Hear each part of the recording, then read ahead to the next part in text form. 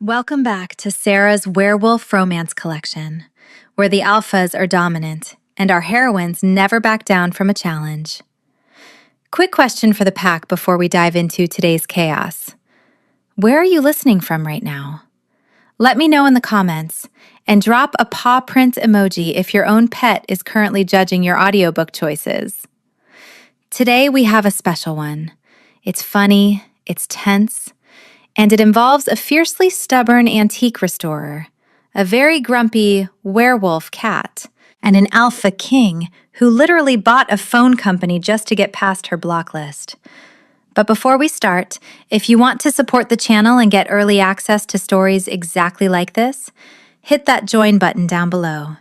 It helps us keep the lights on and the romance burning. Now, grab your favorite drink and settle in. The alpha is calling, and our human is about to hang up. Let's read. Chapter 1. Macy Linwood blew a stray chestnut wave out of her face and wiped a smear of wood stain from her cheek. The Larkspur Shore Antique Shop smelled of lemon polish and old paper. Beside her workbench, her heavy-duty canvas tote rested on the floor, the handle of her reliable steel wrench poking out of the main pocket. On the velvet chair near the window, Betsy, an Asian ash-colored cat with a serious attitude problem, swatted a dust mote. Betsy gave a sassy, raspy chirp, demanding attention. The brass bell above the front door chimed. The air in the room changed the second the man stepped inside. The shift carried a distinct pressure, thick and suffocating. Macy recognized that room-silencing presence immediately. Her ex-boyfriend had carried a fraction of that energy, but this man possessed a tidal wave of it. He stood tall, with broad shoulders stretching the fabric of a tailored charcoal suit.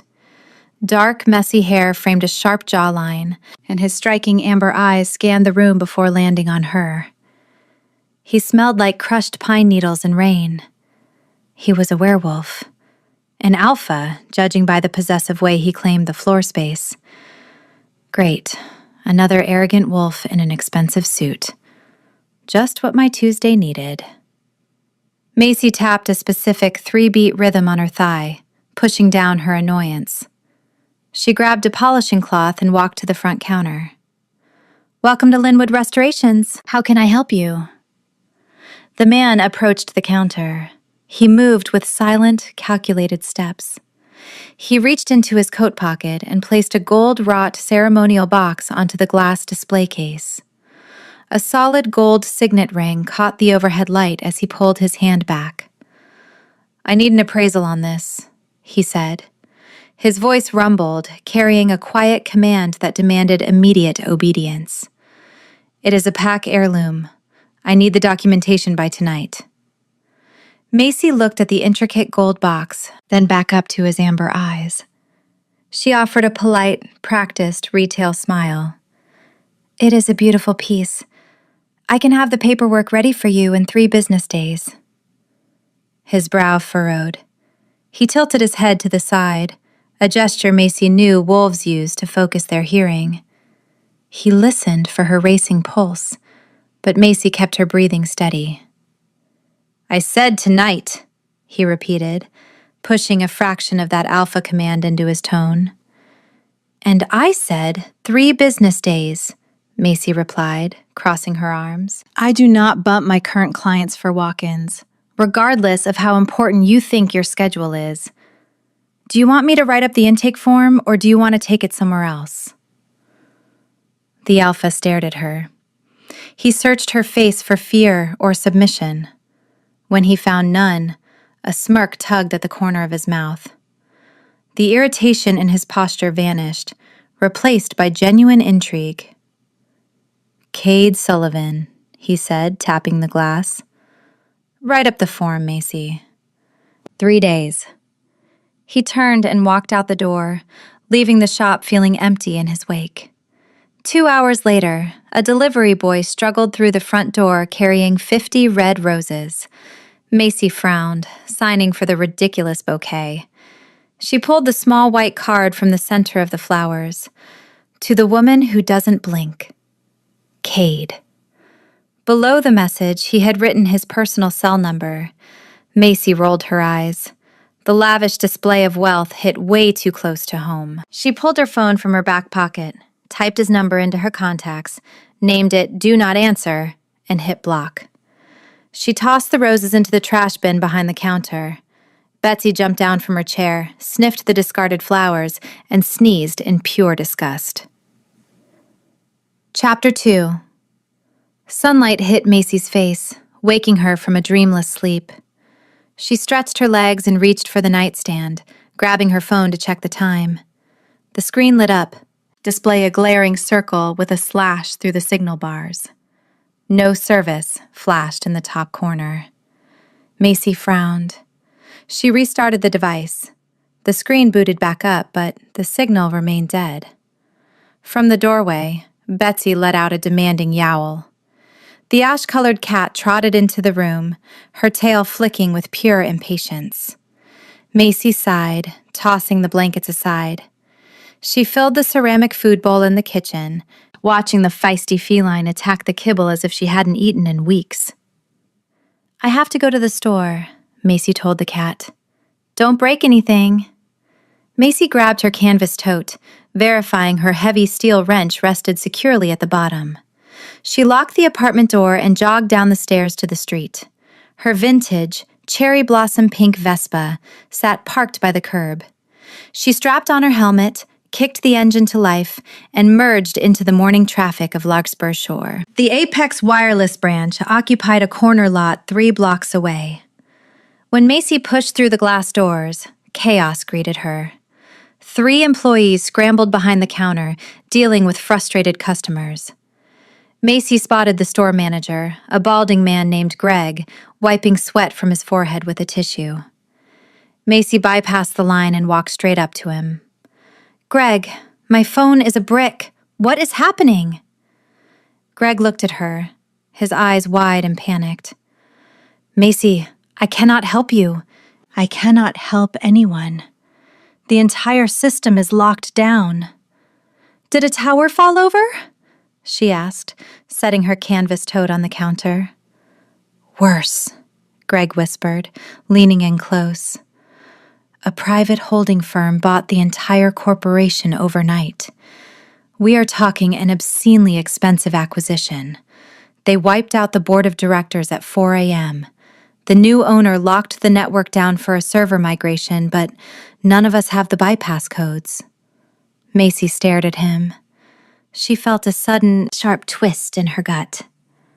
She remembered the roses. She remembered the blocked number. A ridiculous suspicion formed in her mind, but she pushed it away. Nobody had that kind of money, or that level of petty vindictiveness. Before she could speak, the landline phone on the wall behind the counter began to ring. It echoed through the tense store. Greg jumped, rushing over to pull the plastic receiver from the cradle. "Apex Wireless, Larkspur Branch," Greg said, his voice trembling. He listened for 3 seconds. All the remaining color drained from his face. He lowered the phone, turning slowly to face the counter. He held the receiver out. "It is for you," Greg croaked. Macy felt her pulse spike. She marched behind the counter, snatched the plastic receiver from Greg's shaking hand, and pressed it to her ear. She did not say hello, she just waited. A familiar, rumbling voice echoed through the speaker, thick with amusement. "Try blocking me now, Macy." Chapter 3. Macy tightened her grip on the plastic receiver. The sheer audacity of the move stole the breath straight from her lungs. "You bought a telecommunications company because I threw away your flowers?" "I bought a telecommunications company because it was a solid investment," Cade corrected, his tone smooth and unbothered. "Locking your specific device out of the network was just a fringe benefit. I want a date." "You need therapy," Macy shot back. "I do not date men who throw ludicrous amounts of money around to force a conversation. Turn my phone back on." "Have dinner with me tonight," Cade offered. "I know a private place. Good food, quiet atmosphere. "No," Macy said, her voice sharp. She stared at the terrified store manager, who pretended to clean a spotless display case just to avoid eye contact. "I value accountability, Cade. You don't get a reward for holding my cell service hostage."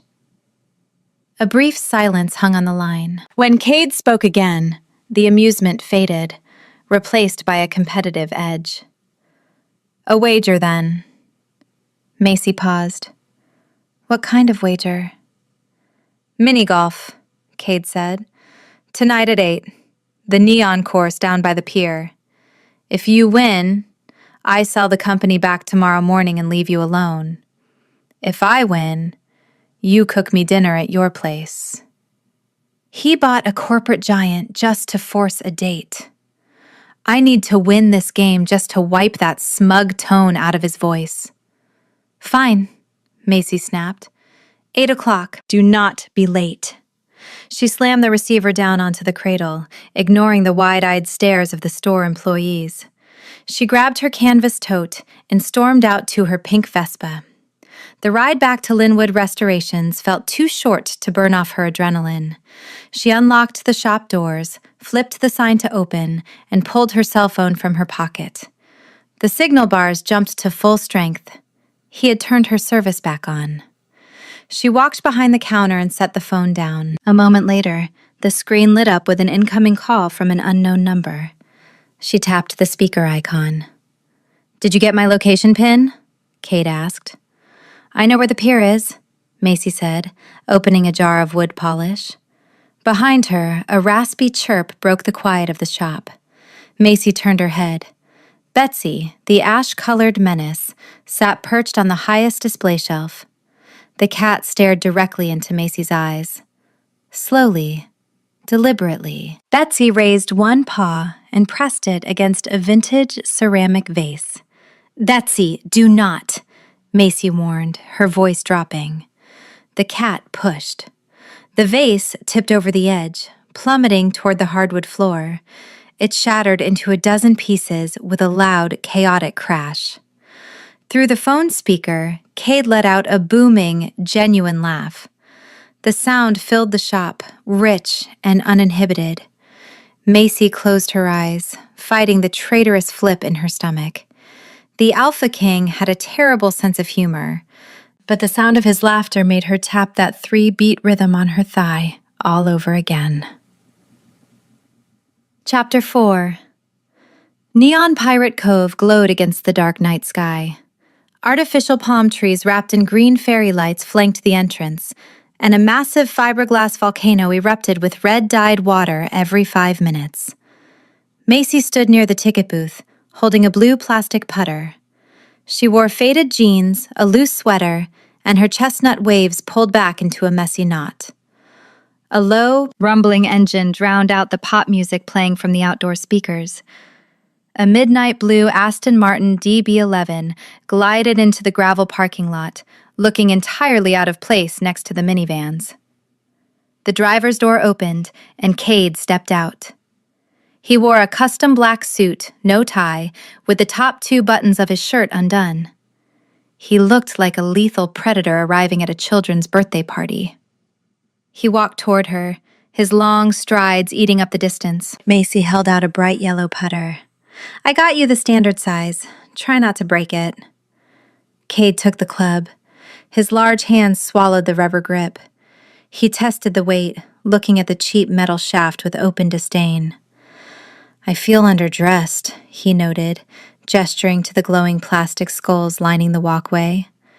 "You brought a hostile corporate takeover to a miniature golf fight," Macy said, walking toward the first hole. "You deserve the yellow club." They stopped at hole 1. The objective required hitting the ball up a steep turf ramp and through the spinning blades of a pirate ship's wheel. Cade stepped up to the starting mat. He dropped his neon pink golf ball onto the turf. He adjusted his grip. He spread his feet. He looked ridiculous. "I command a legion of lethal warriors, yet this brightly colored pirate ship is testing my patience." Cade glanced sideways.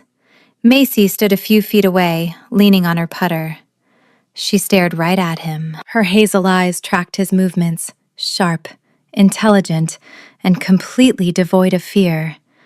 She did not lower her gaze. She did not look away.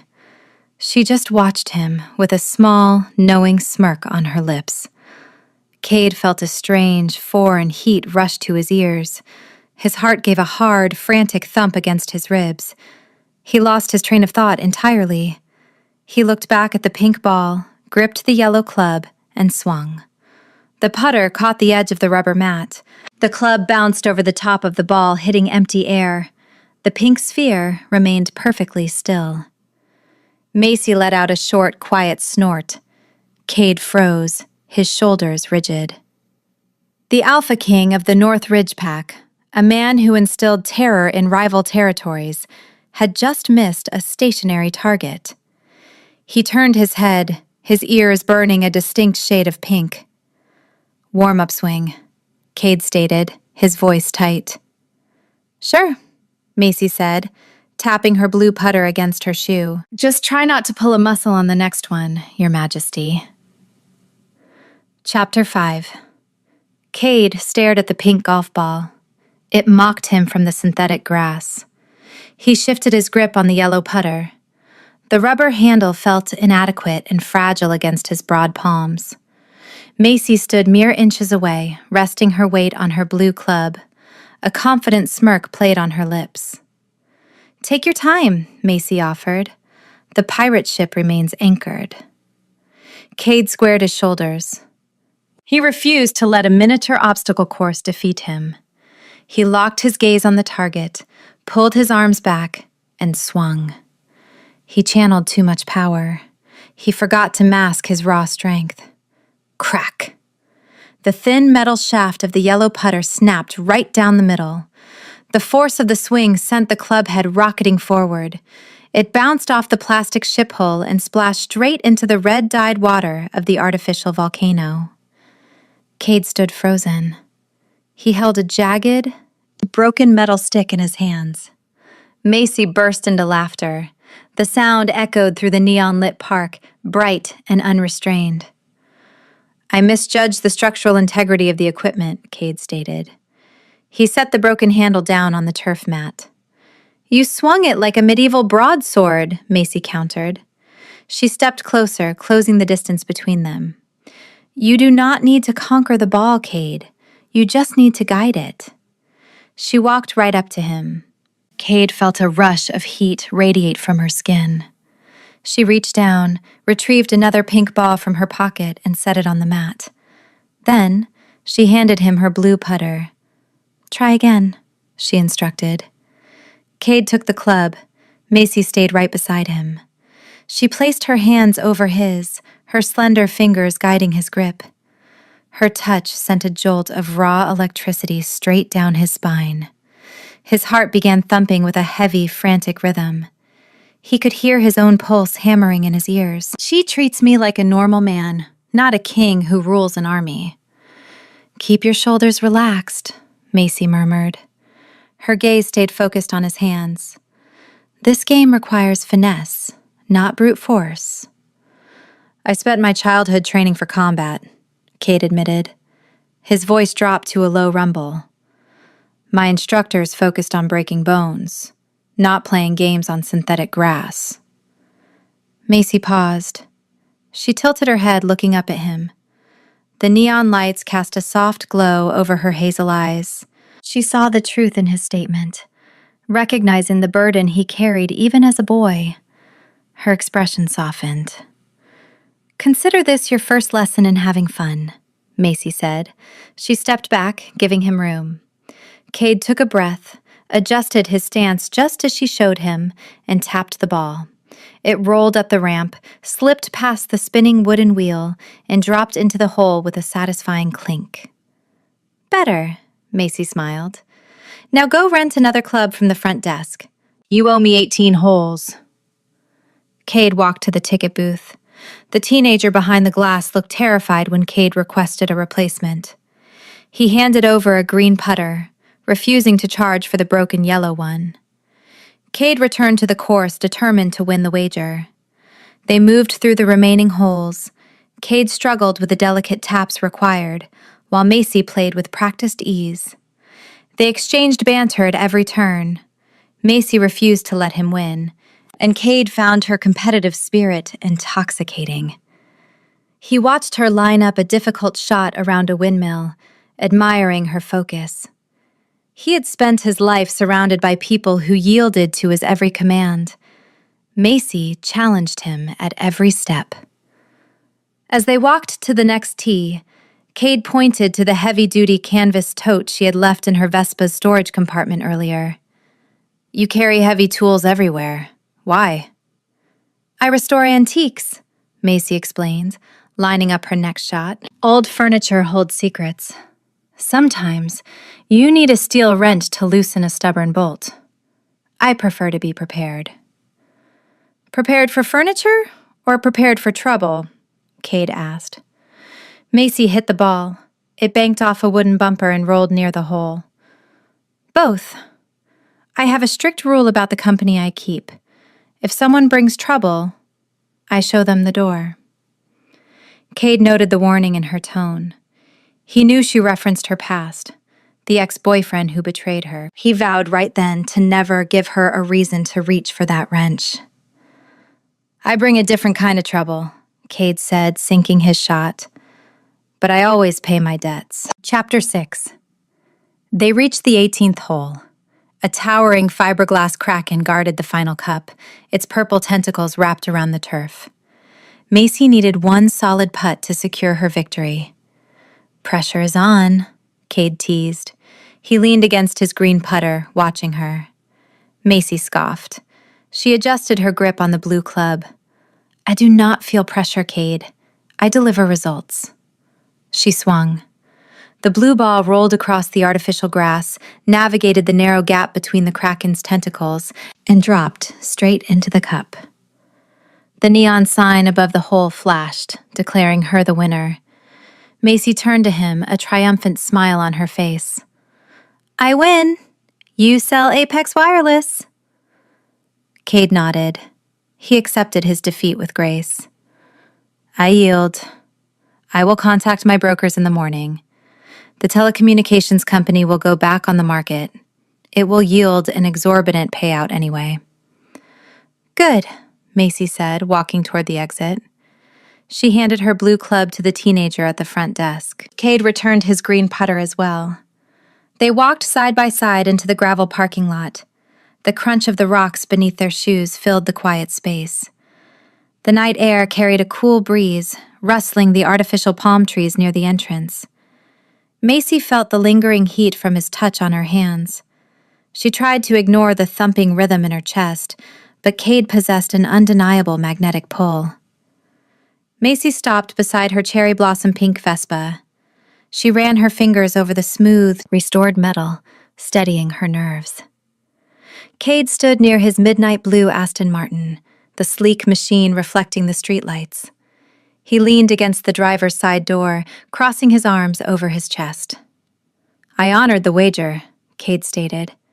"Now, about my prize." Macy paused, her hand resting on the leather seat of her scooter. "Your prize?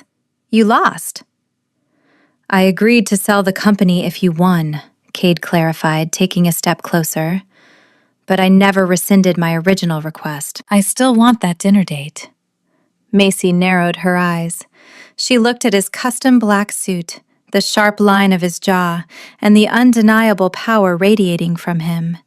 She knew the risks of letting a dominant alpha into her life.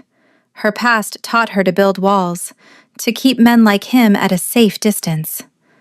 "I should walk away, but refusing him feels like turning down the only challenge that matters." "Fine," Macy conceded. "You get your dinner date, but I dictate the terms." "Name them," Cade said. His amber eyes flashed with a primal, intense focus. He looked like a hunter who had just cornered his prize, yet he waited for her permission to proceed. "Tomorrow night, 8 o'clock, Macy instructed. "My apartment. I cook. You do not bring extravagant gifts, you do not hire a private chef, and you do not try to buy my building." Cade let out a low, rumbling laugh. "I accept your terms." He stepped away from the car, closing the space between them. He reached out, his large hand brushing a stray chestnut curl away from her cheek. The gesture held a surprising tenderness. "I will see you tomorrow, Macy." "Good," Macy said. She strapped on her helmet, concealing her hair. She climbed onto the Vespa and kicked the engine to life. "Do not be late, Cade."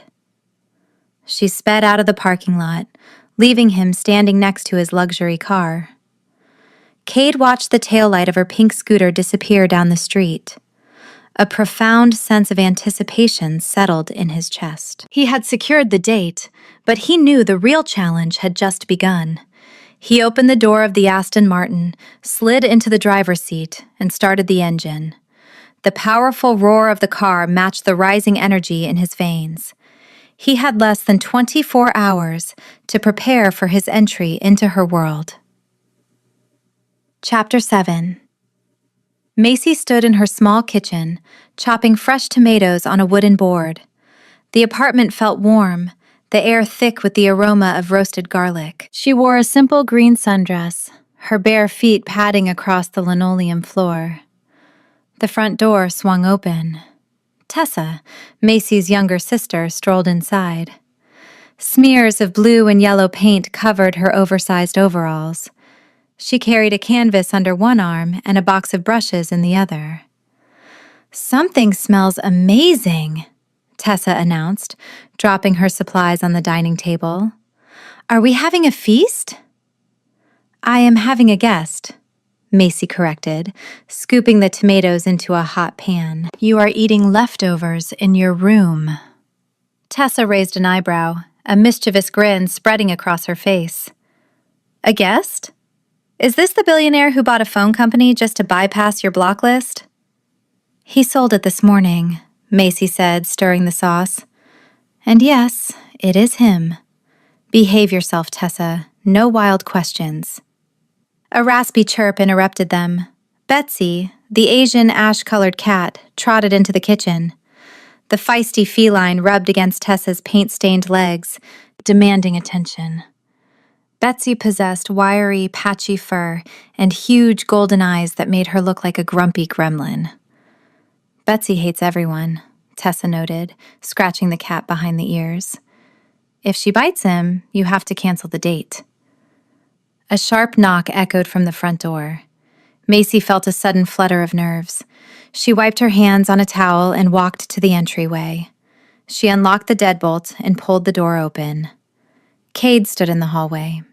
He wore a crisp, dark blue button-down shirt and tailored jeans, a vast departure from his formal suits. He looked rugged, relaxed, and devastatingly handsome. He held a simple bottle of red wine, adhering to her strict rule against extravagant gifts. "Right on time," Macy said, stepping aside to let him in. Cade stepped over the threshold. The small apartment felt instantly crowded by his sheer size and heavy presence. He handed her the wine. "I followed the rules. No private chefs. No property acquisitions." Before Macy could answer, a gray blur darted across the floor. Betsy launched herself off the back of the sofa, aiming straight for Cade's legs with extended claws. Cade moved with supernatural speed. His hand shot out, snatching the ash-colored menace midair. He held the grumpy cat at eye level. Betsy gave a loud, raspy hiss, swiping a paw at his nose. This chaotic little room feels more like a home than the massive Pack estate ever did. Cade did not flinch. He used his free hand to scratch the exact sweet spot behind Betsy's oversized, bat-like ears. The cat froze. A second later, a loud, rumbling purr erupted from the feline's chest. "Traitor," Macy muttered, watching her fierce protector melt into a puddle of affection. Tessa popped her head out of the kitchen. "Wow, she usually draws blood by now." "I am Tessa, the sister. Are you really a king, or is that just a corporate title? Cade set the purring cat onto the floor. A little of both, he answered smoothly, extending a hand to Tessa. Cade Sullivan, it is a pleasure to meet you. During dinner, Tessa leaned across the table. So, Cade, Macy has a strict no losers policy. Her last boyfriend was a controlling jerk who thought he owned the sidewalk she walked on. How do you plan to be different? Macy choked on her water. Tessa, stop! Cade set his fork down. He did not look offended. He looked straight at Macy, his expression serious. I have no desire to control her path, Tessa. I have enough people reporting to me. I want a partner who challenges me, not a subject who obeys me. Macy felt a warm flush creep up her neck. He spoke the words with absolute conviction. He understood her core need for independence without her having to explain it. After Tessa retreated to her room, Macy stood at the sink, washing the dishes. Cade walked up beside her, grabbing a towel to dry the plates. His arm brushed against hers, sending a jolt of heat through her veins. He turned his body toward her, leaning in close. The tension in the air grew thick enough to cut with a knife. Macy looked up, her breath catching in her throat. His amber eyes locked onto hers, pulling her in. Chapter 8. Pack Business. Cade drove his midnight blue Aston Martin up the winding mountain roads. The Larkspur Shore city lights faded behind him, replaced by the dense, towering pines of the Northridge territory. The engine roared, a mechanical beast cutting through the dark night. He arrived at the massive stone estate that served as the pack headquarters. Armed guards bowed their heads as he walked through the grand entrance. Cade ignored the formalities, heading straight for the war room. Beta Liam waited by the long oak table. Liam wore a tactical jacket, his posture rigid and professional. Maps and encrypted tablets littered the table surface. You are late, Liam noted, crossing his arms. And you spent your evening in human territory. I had a successful evening, Cade replied, taking his seat at the head of the table. He tossed his keys onto the wood. A successful evening that cost the pack an exorbitant sum, Liam scolded, tapping a tablet screen. Purchasing Apex Wireless drew human regulatory attention. We run a covert supernatural society, Cade. Buying major corporations to win a date is reckless. Cade let his alpha presence slip free. The air in the room grew heavy, pushed against Liam's chest. Cade did not yell, but his voice carried a dangerous, unyielding edge. I sold the company this morning for a 10% profit. Do not question my business tactics, Liam. Liam bowed his head slightly, acknowledging the alpha command, but he kept his ground. I question your focus. You are spending too much time in the city. Cade reached into his pocket and pulled out his solid gold signet ring. He set it on the table. He thought of Macy's hazel eyes, the way she swung that blue putter, and the fierce independence she wore like armor. She did not cower.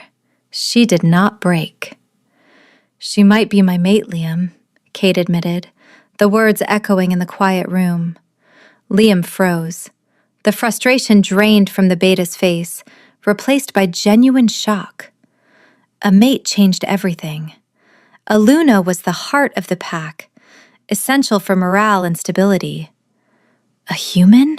Liam asked, his tone shifting to quiet respect. A human who stared down an alpha command without blinking, Cade corrected. She is stronger than half our enforcers. Before Liam could respond, a frantic knock echoed against the heavy wooden doors. A pack scout pushed into the room, breathing hard. Dirt and snow covered the scout's boots, indicating a long run from the outer borders. Speak, Cade ordered, his demeanor shifting instantly from a man in love to a king at war. Border patrols report movement near the southern perimeter, the scout reported, keeping his eyes lowered. We found tracks in the mud. Several wolves. No pack scent.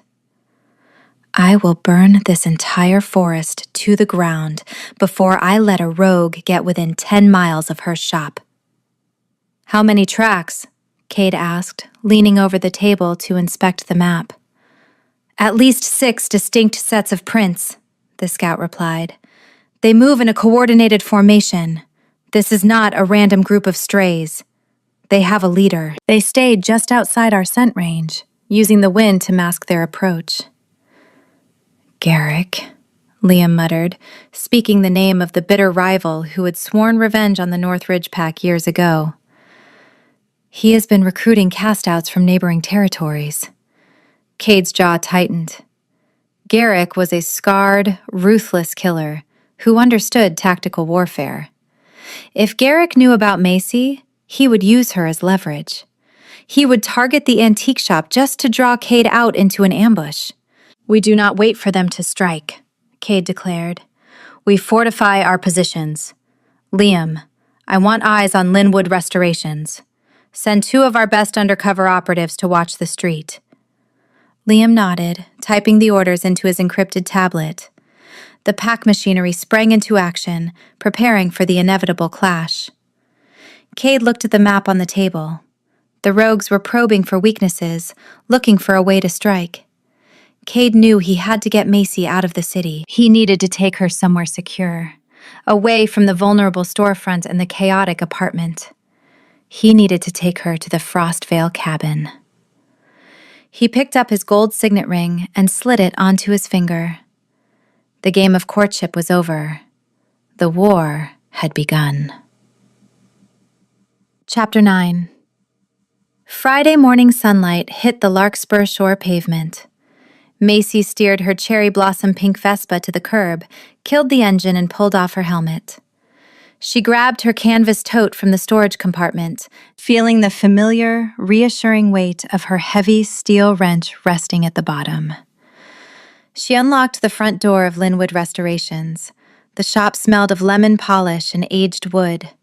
Before flipping the open sign, Macy walked straight to the utility closet. She retrieved a broom and a dustpan. On the hardwood floor near the front counter, the shattered pieces of the vintage ceramic vase lay untouched, exactly where Betsy the cat had knocked them down 2 days prior. Macy swept the ceramic shards into the dustpan, dumping the broken pieces into the trash bin behind the counter. She returned the broom to the closet, satisfied with the clean space. She set her canvas tote on a stool behind the register. The brass bell above the door chimed. A tall man with a red face and a tight suit stormed into the shop. Mr. Henderson.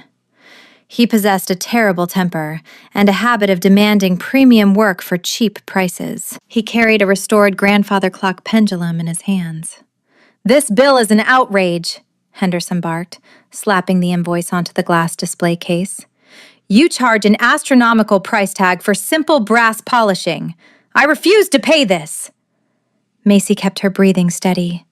She tapped a 3-beat rhythm against her thigh.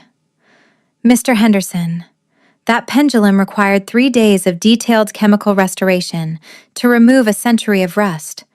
The price reflects the labor." The front door chimed again. Cade stepped inside. He wore a dark leather jacket over a gray t-shirt, his amber eyes scanning the room. He took one look at the red-faced customer and stopped near the doorway. He did not intervene. He crossed his arms, leaning his broad shoulders against the doorframe, watching Macy. Henderson ignored the newcomer. He leaned over the glass counter, pointing a thick finger at Macy's face. "You will cut this bill in half right now, little girl, or I will take my business elsewhere and ruin your reputation." Henderson reached across the display, attempting to snatch the restored pendulum back without paying. Macy did not flinch. She reached into her canvas tote, wrapped her fingers around the metal handle of her heavy steel wrench, and pulled it free. She brought the solid iron tool down flat against the glass counter. Clack!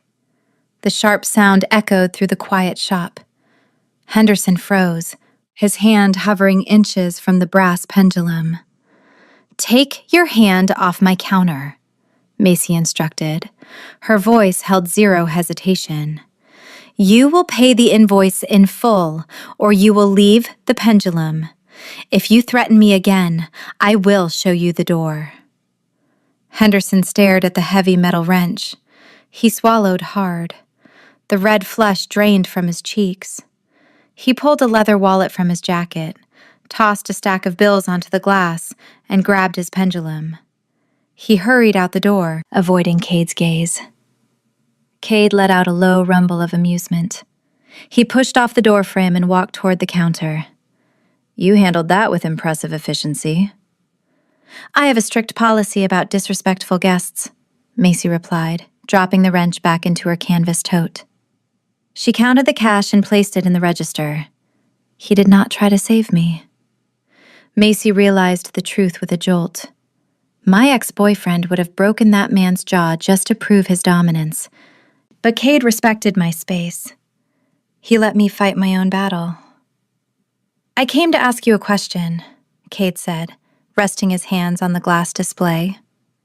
Beta Liam is increasing security at the pack borders. The city feels crowded. I want to leave town for the weekend. Just you and me. No cell service, no pack business, no distractions. Macy paused, looking into his amber eyes. Where? I own a private cabin in the Frostvale Mountains, Cade offered. It is secluded, secure. We leave tonight. Macy thought about the wager, the chaotic dinner, and the way he treated her like an equal. She nodded. Pick me up at 6. Chapter 10. Macy stood in the center of her bedroom, staring at her open canvas tote. Friday evening shadows stretched across the apartment floor. She folded a thick wool sweater and placed it inside the bag. She grabbed a pair of hiking boots, setting them next to the clothes. She walked over to her bedside table, picking up the heavy steel wrench. Her fingers traced the cold metal. Her chest tightened. A sudden wave of panic hit her, stealing the breath from her lungs. She was agreeing to go to an isolated mountain cabin with an alpha wolf. Memories of her past rushed forward like a dark tide. Her ex-boyfriend, a minor alpha from a neighboring pack, used isolation as a weapon. He monitored her movements, questioned her choices, and restricted her access to her own friends. He disguised his control as protection. Going into the woods with a man who possessed even more power felt like walking straight into a trap. Macy dropped the wrench into the bottom of the canvas tote. Her hands shook. Tessa pushed the bedroom door open. The younger sister wore her signature paint-stained overalls, a smudge of bright blue acrylic across her cheek. Betsy, the Asian ash-colored cat, trotted into the room behind her. The feisty feline jumped onto the bed, curling into a grumpy ball next to the tote bag. You look like you are marching to an execution, not a romantic weekend, Tessa observed. She leaned against the doorframe, crossing her arms. I am going to a secluded location with an alpha king, Macy said, her voice tight. I am ignoring every survival instinct I possess. Tessa walked over and sat on the edge of the mattress. She scratched Betsy behind the ears, triggering a loud, raspy purr from the cat. Macy, look at me. Macy forced herself to meet her sister's gaze. Cade is not your ex, Tessa stated, her tone firm. Your ex tried to bend you until you broke. Cade watched you threaten a man with a wrench today and praised you for it. He let my crazy cat use him as a heated pillow. He honors your boundaries. Macy let out a long breath. She tapped her 3-beat rhythm against her thigh. Tessa is right. Cade asked for a partner, not a prisoner. I need to trust my own judgment, or I will let my past dictate my entire future. I just hate feeling vulnerable, Macy admitted. Vulnerability is not weakness, Tessa countered. It just means you are brave enough to try again. Now, finish packing. The billionaire king is probably on his way. A deep, mechanical roar echoed from the street below the apartment window. Macy walked to the glass and looked down. The midnight blue Aston Martin DB11 idled next to the curb. The sleek car reflected the streetlights, looking predatory and beautiful in the evening gloom. Cade stepped out of the driver's side. He wore dark jeans, sturdy boots, and a thick flannel shirt. He looked up, his amber eyes finding her window with unnatural precision. He offered a small, confident nod. Macy turned away from the glass. She grabbed the handles of her canvas tote, feeling the solid weight of the wrench at the base. She zipped the bag closed. "Do not let Betsy destroy the sofa while I am gone," Macy ordered, walking past her sister. "I make no promises," Tessa grinned. "Have fun in the woods." Macy walked down the apartment stairs, her boots echoing on the steps. She pushed through the lobby doors and stepped into the cool night air. Cade walked around the front of the luxury car, opening the passenger door for her. He took the canvas tote from her hands, his fingers brushing hers. "Ready?" Cade asked. Macy looked at the dark mountain peaks in the distance. She squared her shoulders. Drive. Chapter 11. The midnight blue Aston Martin tore through the winding mountain roads. Larkspur Shore became a distant cluster of lights in the rearview mirror, replaced by the towering pines of the Frostvale Mountains. The tires gripped the asphalt with perfect precision. Inside the cabin of the luxury car, silence reigned. Macy stared out the passenger window, watching the dark trees blur past. The dashboard cast a soft glow across Cade's sharp jawline. He drove with effortless skill, his large hands resting relaxed on the steering wheel. The quiet stretched between them, thick and heavy. Cade cleared his throat. The low sound vibrated in the confined space. The silence feels louder than the engine. Macy turned her head, resting her back against the leather seat. "I am just thinking." "Share your thoughts," Cade offered. "Or we can play a game. 20 questions. You interrogate me, I interrogate you. Complete honesty required." Macy felt a genuine smile break across her face. "You want to play road trip games?" "I want to know the woman sitting next to me," Cade replied, keeping his eyes on the road. "I will go first. Why antiques? You have the skill to build modern furniture, yet you spend your days restoring discarded items." Macy considered the question. "Modern furniture lacks soul. When I restore an antique, I preserve a piece of history. I take something broken and forgotten, and I give it a second chance. People discard things too easily. I prefer to fix them." Cade nodded, absorbing her answer. "My turn," Macy declared. "You command hundreds of wolves. You hold immense wealth and influence. What is the worst part of wearing the crown?"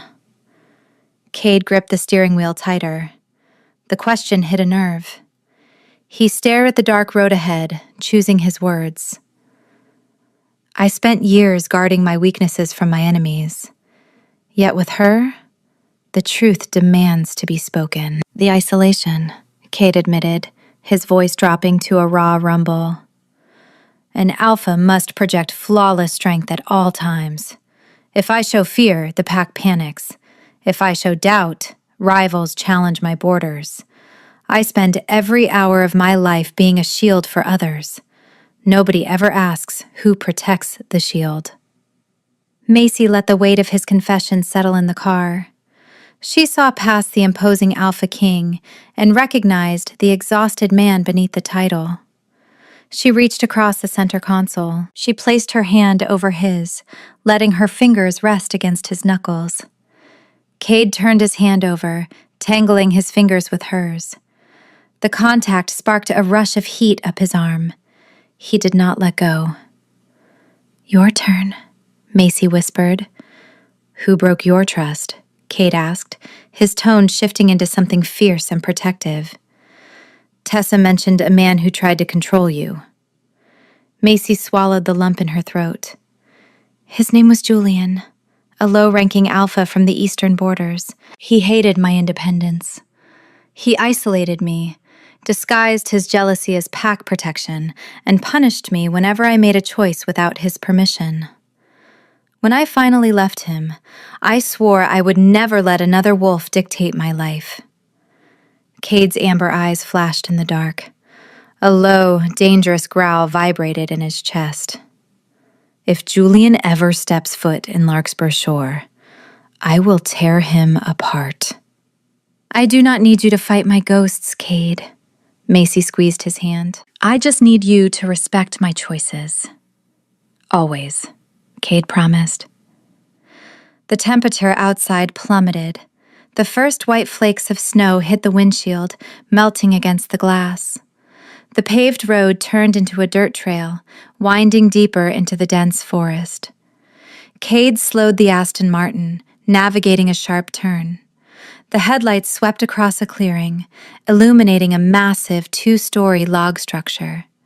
Warm light spilled from the front windows.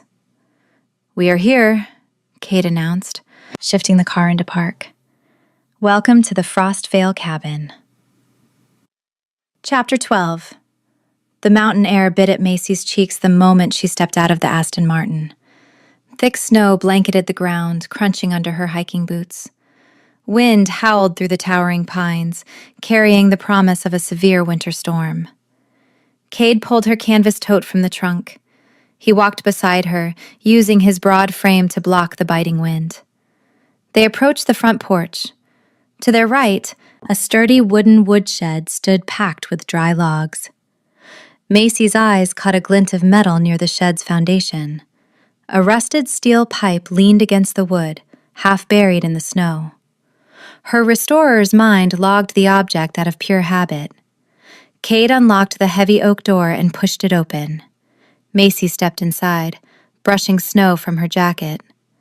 The cabin interior boasted rustic luxury. Vaulted ceilings showcased massive timber beams. A plush leather sofa anchored the center of the living room, resting on a thick woven rug. Cade walked over to the wall and flicked a switch. The stone gas fireplace flared to life. A steady, bright flame ignited over the artificial ceramic logs, pushing immediate heat into the freezing room. Macy walked deeper into the space. She studied the craftsmanship of the stone mantel above the fire.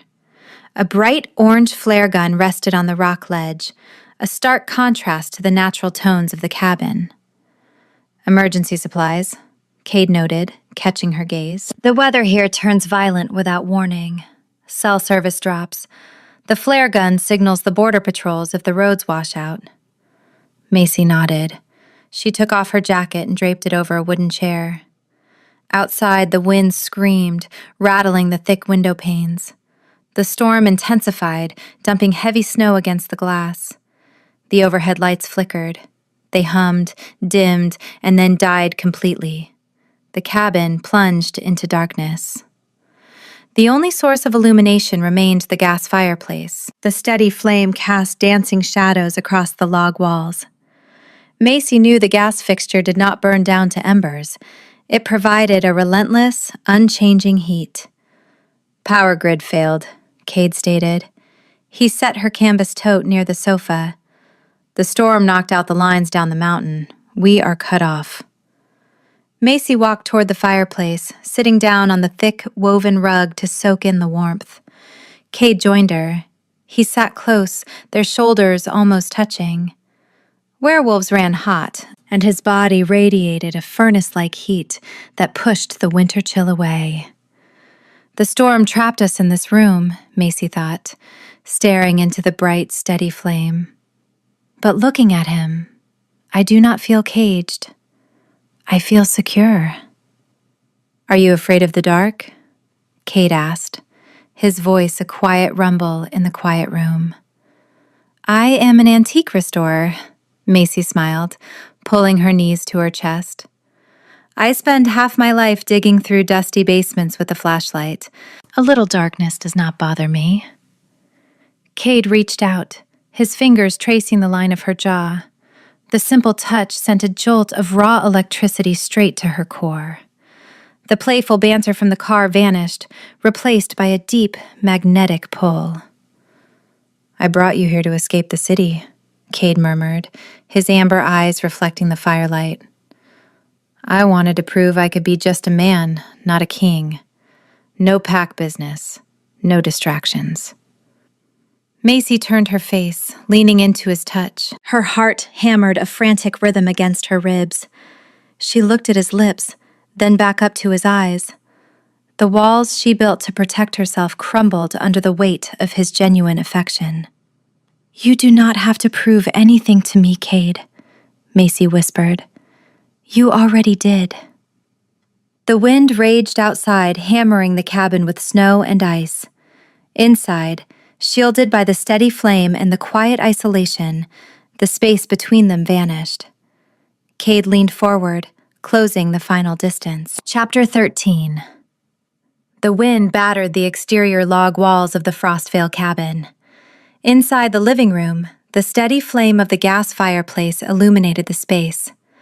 The artificial ceramic logs never shifted, and the fire never burned down to embers.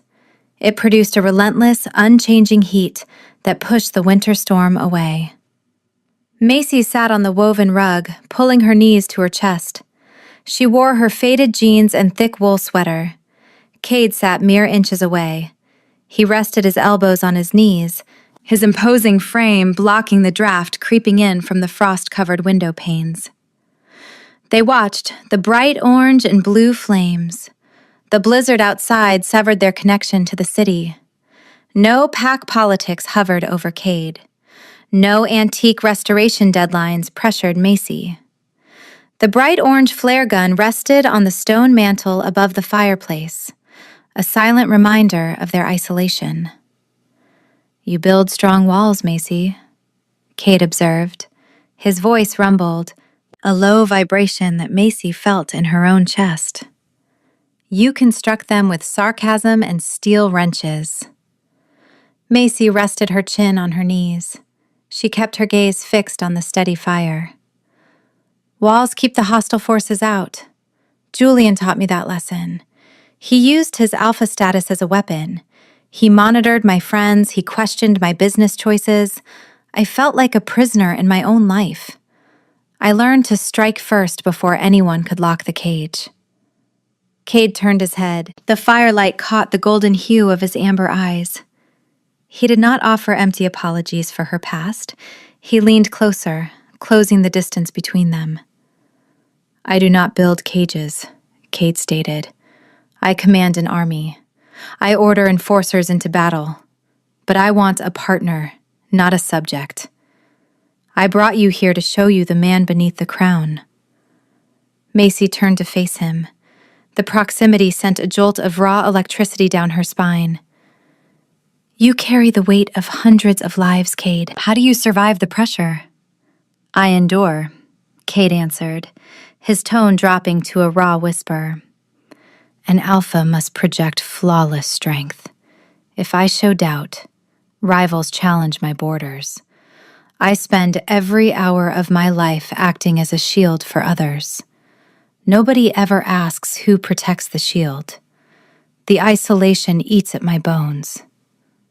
Macy let the truth of his confession settle in the room. She saw past the confident king and recognized the exhausted man.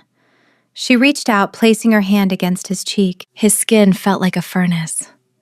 "He holds the power to crush rivals, yet he waits for my permission just to touch my hand." Cade turned his face into her palm. He closed his eyes, leaning into her touch. The tension in his broad shoulders melted away. For the first time since they met, he looked at peace. He opened his eyes, his gaze locking onto hers. The magnetic pull between them overpowered her rational fears. "You do not have to fight alone anymore," Macy whispered. Cade reached out, his large hands framing her face. He leaned forward and pressed his lips to hers. The kiss started slow, a gentle exploration of boundaries. Macy responded, tangling her fingers into his dark, messy hair. The connection deepened. igniting a fire in her veins that rivaled the heat of the gas fireplace. All her defenses crumbled. She surrendered to the moment, pulling him closer. Chapter 14. Cade stood up, bringing Macy with him. He wrapped his arms around her waist, lifting her feet off the rug. He carried her down the short hallway to the bedroom without breaking the kiss.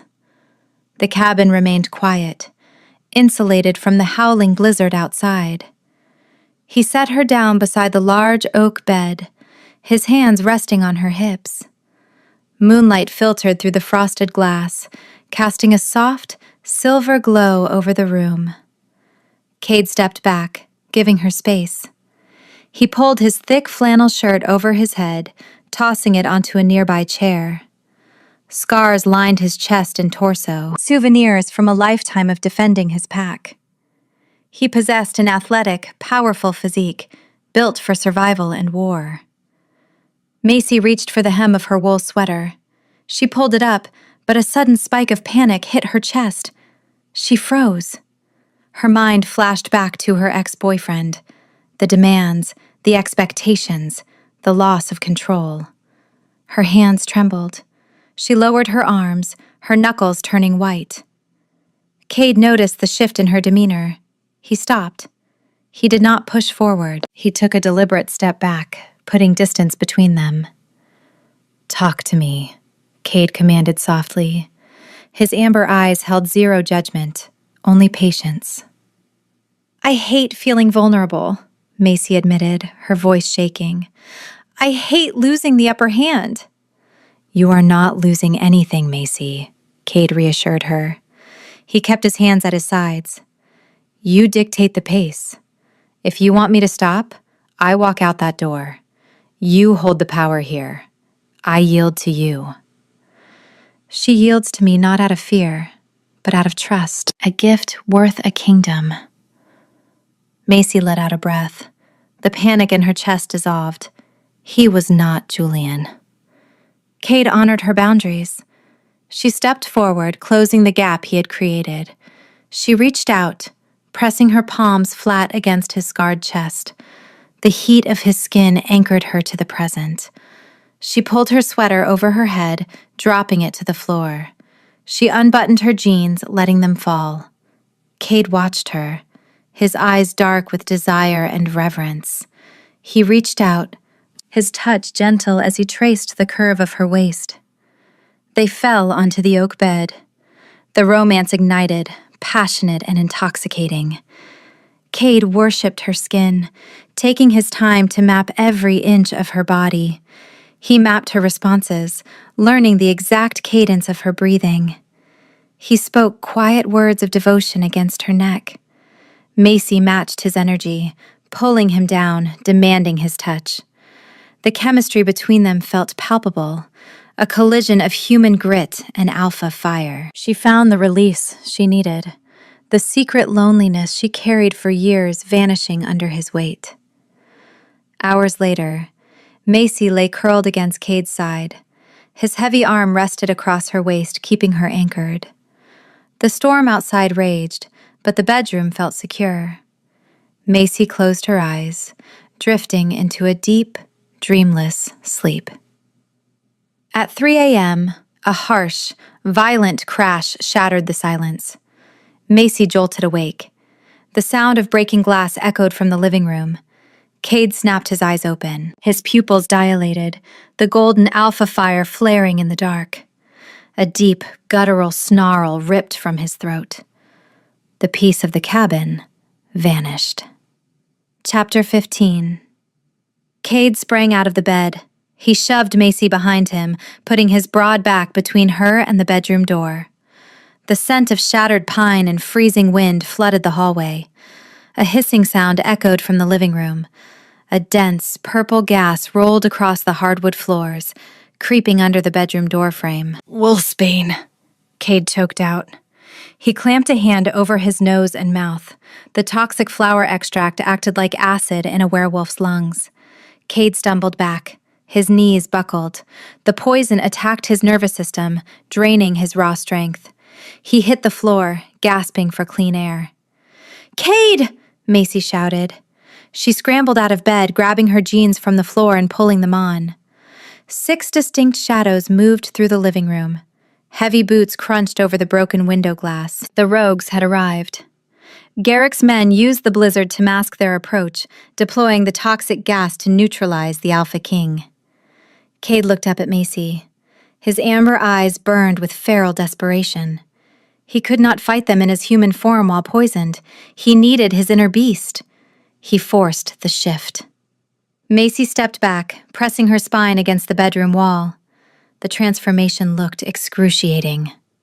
Cade threw his head back and roared in agony. His bones broke and snapped, rearranging into new shapes under his skin. His spine elongated, his jaw cracked, extending into a vicious snout. Thick, silver fur erupted across his bare skin, the brutal transformation leaving him standing completely uncovered before the beast took over. The brutal reality of the change terrified her, but she could not look away. In seconds, a giant, silver-furred wolf stood in the center of the bedroom. The beast stood as tall as a horse, radiating lethal intent. The monsters from my past always returned, but I refused to let them take him. The bedroom door exploded off its hinges. 3 rogue wolves charged into the room. They remained in their human forms, wielding iron crowbars and hunting knives. Cade lunged. He snapped his powerful jaws around the first rogue's shoulder, throwing the man against the wall. Blood splattered across the frosted glass window, but the wolfsbane gas took its toll. Cade moved sluggishly. His reflexes lagged. The second rogue slashed a hunting knife across Cade's flank. The blade bit deep into the silver fur. Cade stumbled, his paws slipping on the slick floor. He let out a pained yelp. Macy realized she had left her canvas tote in the living room. Her heavy steel wrench sat useless near the leather sofa. She stood defenseless in the corner of the bedroom. The third rogue stepped forward, raising an iron crowbar. He aimed for Cade's skull. Cade turned his massive head, baring his fangs, but his poisoned muscles refused to react in time. The rogues outmatched him. They planned to execute the Alpha King right there on the floor. Macy knew she had seconds to act before Garrick's men delivered the killing blow. Chapter 16. Macy did not scream. She did not freeze. She turned and sprinted for the bedroom window. She grabbed the latch, throwing the frosted glass pane open. The freezing blizzard whipped her face. She climbed onto the sill and dropped into the deep snow outside. The cold bit into her bare feet. She ignored the sting. She remembered the environment. She remembered the exact layout of the cabin exterior. She scrambled through the snowdrifts, rounding the corner of the log structure. She reached the wooden woodshed. The rusted steel pipe leaned against the foundation, right where she saw it hours ago. Macy grabbed the cold metal. The pipe felt heavy, solid, and perfect. I restore broken things for a living. I know exactly how to break this rogue apart. She turned and sprinted back to the open bedroom window. She pulled herself up over the sill, gripping the steel pipe tight in her right hand. Inside the bedroom, the fight turned dire. Cade lay on his side. Silver blood dripped from the knife wound on his flank. The wolfsbane gas kept him pinned to the floor.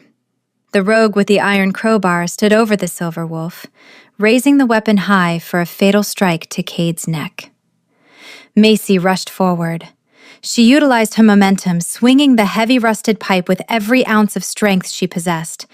The metal connected with the rogue's skull. Crack! The sickening sound of bone giving way echoed in the room. The rogue dropped the crowbar. His eyes rolled back into his head, and he collapsed onto the floor, unconscious and bleeding. The rogue with the hunting knife spun around. He stared at the human woman holding the bloody steel pipe. He bared his teeth, his eyes flashing yellow. He took a step toward Macy. Cade forced himself up. The silver wolf snapped his jaws, clamping down on the knife-wielding rogue's ankle. The man screamed, dropping his weapon. Cade dragged him backward, keeping the threat away from Macy. More footsteps thundered in the living room. Garrick's remaining men pushed toward the hallway. Macy knew she could not fight 3 more wolves with a rusted pipe. She needed to signal the pack enforcers. She needed Betalium. Macy stepped over the unconscious rogue. She darted out of the bedroom, sprinting down the short hallway into the living room. The purple wolfsbane gas stung her eyes and burned her throat, but she held her breath. She locked her eyes on the stone mantel above the gas fireplace. The bright orange flare gun rested exactly where Cade left it. She grabbed the plastic grip. She turned toward the shattered living room window, aiming the barrel up into the dark, howling sky. She pulled the trigger. A blazing streak of red light shot out of the cabin, piercing the storm clouds and illuminating the mountain peaks. Macy lowered the gun, turning to face the hallway. She gripped the rusted steel pipe in her other hand. She stood her ground, refusing to let another monster dictate her survival. Chapter 17. The blazing red streak of the flare vanished into the storm clouds above the Frostvale Mountains. Macy stood barefoot in the freezing draft of the hallway, her chest heaving with exertion. She lowered her left arm and let the empty orange plastic gun slip from her fingers.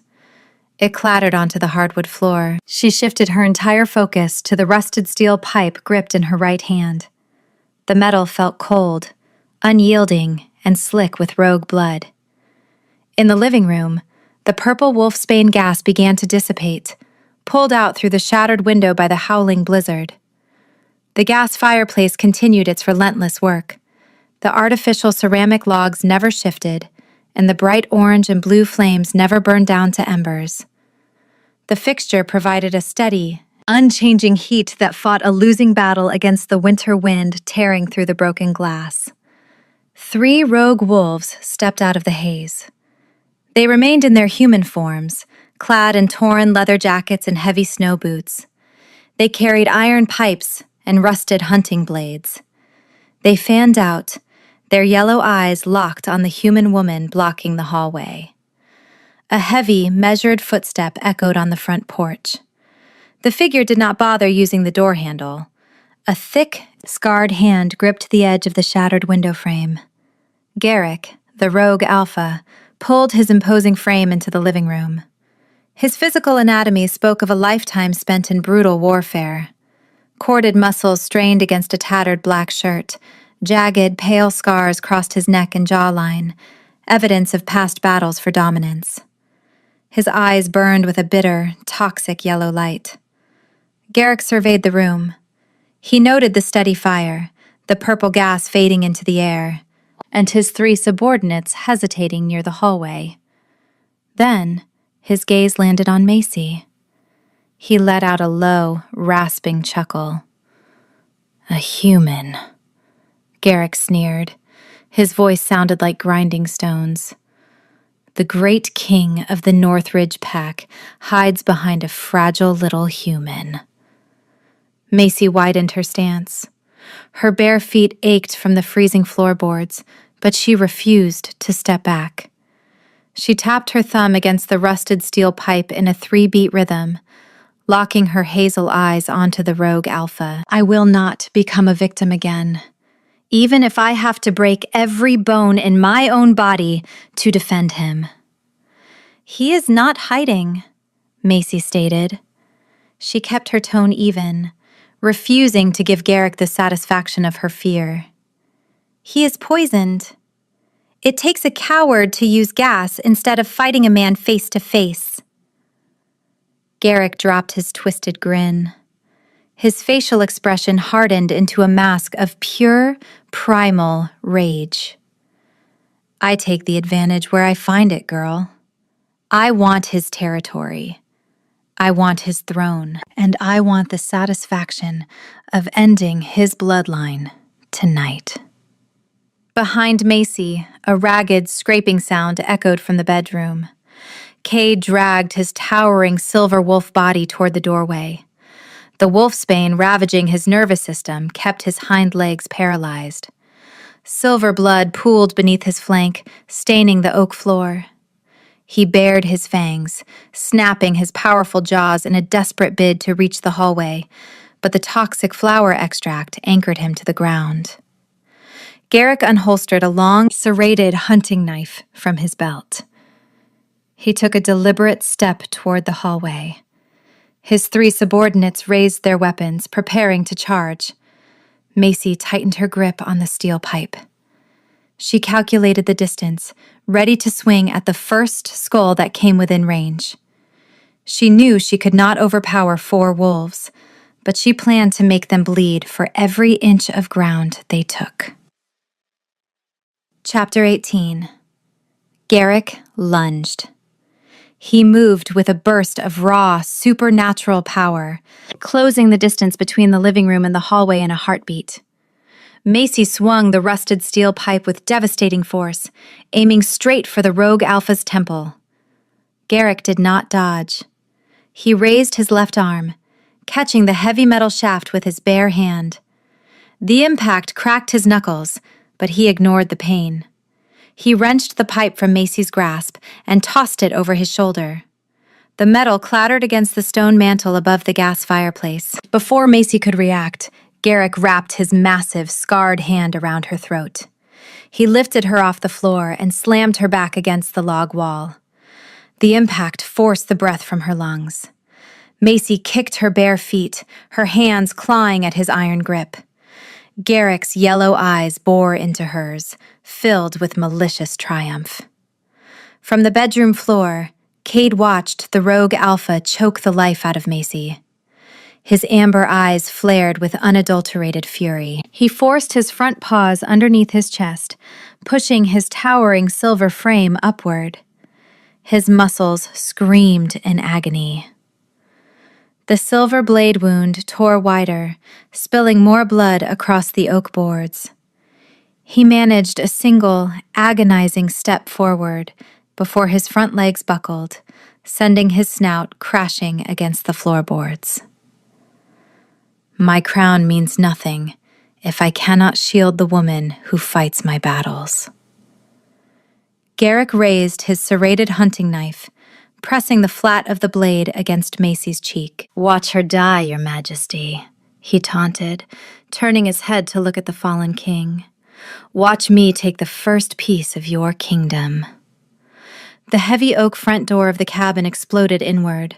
The reinforced wood splintered into 1,000 jagged pieces, showering the woven rug.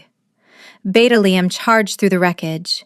He wore black tactical armor, his broad physique built for relentless combat. 6-pack enforcers poured into the room behind him, their faces twisted into masks of lethal intent. They tracked the red flare through the blizzard, arriving with seconds to spare. Liam bypassed the lower-ranking rogues. He locked his sights on Garrick. The Beta launched himself across the living room, tackling the rogue Alpha around the waist. Garrick lost his grip on Macy. She slid down the log wall, hitting the hardwood floor. She gasped, pulling freezing air into her burning lungs. She brought her hands to her bruised throat, watching the chaos erupt around her. The living room transformed into a war zone. Bone-snapping violence consumed the space. The enforcers fought with calculated, brutal precision. Fists shattered jaws, boots crushed ribs. One enforcer grabbed a rogue by the leather jacket and hurled him into the kitchen counter, shattering the wooden cabinets. Liam and Garrick tore into each other near the steady gas fireplace. Garrick slashed with his hunting knife, scoring a deep line across Liam's tactical vest. Liam ignored the attack. He delivered a crushing uppercut to Garrick's chin, snapping the rogue's head back. Liam followed with a sweeping kick, taking Garrick's legs out from under him. The rogue Alpha hit the woven rug hard, dropping his blade. The cavalry had arrived, bringing the fury of the North Ridge pack with them. Chapter 19. The enforcers dominated the battlefield. Within moments, the 3 subordinate rogues lay unconscious or broken on the living room floor. Liam's tactical squad operated without hesitation, neutralizing threats with terrifying efficiency. Macy stayed pressed against the hallway wall, her breathing ragged. She watched the pack enforcers secure the perimeter, their movements synchronized and disciplined. I expected monsters to act with chaos, but Liam moves with the cold precision of a military strike. Garrick realized his coup had failed. His men were defeated, and the enforcers blocked the front door. He spat a mouthful of blood onto the woven rug. He scrambled backward, kicking the coffee table into Liam's path. Before the beta could recover, Garrick spun around and vaulted through the shattered front window, launching himself into the raging blizzard outside. "Secure the cabin!" Liam roared to his squad. The beta dove through the broken window frame, chasing the rogue alpha into the deep snow. Outside, the freezing wind masked the sound of the pursuit. Garrick pushed his corded muscles to the limit, plowing through the snowdrifts toward the tree line. Liam closed the distance. The beta launched himself forward, tackling Garrick to the frozen earth. They rolled through the snow, a tangle of limbs and snarls. Garrick thrust a hand toward Liam's throat, but the beta caught his wrist. Liam twisted the rogue's arm behind his back, forcing Garrick face first into the ice. Liam pulled a pair of heavy tactical leather gloves from his belt, sliding them over his hands before reaching into his utility pouch. He pulled out a length of thick, dull metal chains. Silver. Protected by the thick leather, Liam wrapped the silver chains around Garrick's wrists, locking the heavy clasps tight. The pure metal seared the rogue alpha's skin on contact. Garrick let out a tortured, agonizing scream. The burn neutralized his strength, reducing the imposing fighter to a trembling captive. Liam dragged Garrick to his feet, shoving the bound prisoner toward the cabin. Inside, Macy scrambled up from the floor. She ignored the pain radiating from her throat and sprinted down the hallway into the bedroom. Cade lay near the doorway. His breathing sounded shallow and wet. The towering silver wolf form shuddered violently. The shift reversed. Bones cracked and snapped back into human proportions. The silver fur receded, melting into his pale skin. Within seconds, Cade lay naked on the oak floorboards. The deep hunting knife slash on his flank looked catastrophic. Silver poison mapped a dark, twisting web of black veins across his ribs and stomach. Macy dropped to her knees beside him. She grabbed a thick wool blanket from the bed and draped it over his shivering form. She found her winter coat draped over the wooden chair. She snatched the heavy fabric, folded it into a thick square, and pressed it hard against the bleeding wound. Cade flinched. His amber eyes fluttered open, glassy and unfocused. He let out a low groan, his hand twitching on the floorboards. "Stay with me, Cade," Macy ordered. Her voice cracked, but she maintained agonizing pressure on the wound. "You do not get to quit. Keep your eyes open." Liam rushed into the bedroom, his tactical gear dusted with snow. He took one look at the black veins spreading across his king's torso and cursed. "The silver is in his bloodstream. We need the healers." Chapter 20. Liam grabbed Cade by the shoulders. Macy kept her coat pressed tight against the flank wound, supporting Cade's waist. Together, they hauled the Alpha King off the bedroom floor. Cade's head rolled forward, his broad physique a dead weight between them. "The Aston Martin is too small," Liam stated, navigating Cade down the hallway. "Use your vehicle," Macy replied, never easing the pressure on the silver wound. They hauled Cade through the wreckage of the living room and out the broken front door. The blizzard battered them the second they stepped off the porch. An imposing black Enforcer SUV idled in the snow near the woodshed, its engine roaring over the wind. The rear doors stood open, revealing a spacious leather back seat. Liam and Macy maneuvered Cade into the vehicle, laying him across the seats. Macy scrambled in right behind him. She jammed her knees into the floorboard to brace herself, pressing her entire body weight onto the makeshift coat bandage. Cade's skin felt like ice, a terrifying contrast to the furnace-like heat he normally radiated. Liam slammed the rear door shut, plunging the back of the SUV into darkness. The beta sprinted to the driver's seat, threw the vehicle into gear, and slammed his boot onto the accelerator. The heavy tires spun, gripped the dirt road, and tore down the mountain. Inside the cabin of the speeding SUV, the heater blasted warm air, but Cade continued to shiver. His breathing turned ragged. The black veins crept higher up his ribs, inching toward his heart. "Drive faster, Liam!" Macy yelled over the engine noise. She leaned over Cade, her hazel eyes fixed on his pale face. "Listen to my voice," she demanded, tapping a frantic 3-beat rhythm against his uninjured shoulder. "You promised me a partnership. You owe me an antique shop in one piece. You do not die in the back of a truck." Cade forced his amber eyes open. The world spun in a dizzying blur of pain and shadow. He focused on the sound of her voice, the only anchor in the chaotic storm. He felt the firm, relentless pressure of her hands against his side. "Her hands are stained with my blood. Yet she anchors me to this world stronger than any pack bond." "Macy," Cade rasped, his voice barely a whisper. He managed to lift one heavy hand, wrapping his fingers around her wrist. "I am right here," she promised, her vision blurring with unshed tears. The SUV burst out of the tree line, hitting the paved highway. Liam pushed the engine to its absolute limit, the speedometer needle burying itself in the red. They tore past the city limits and crossed the Northridge borders. The pack headquarters loomed ahead, a fortress of stone and light. Liam bypassed the security gates, skidding the heavy vehicle to a halt in the central courtyard. A team of healers waited outside the medical wing, holding a steel gurney and kits packed with ancient flora and modern syringes.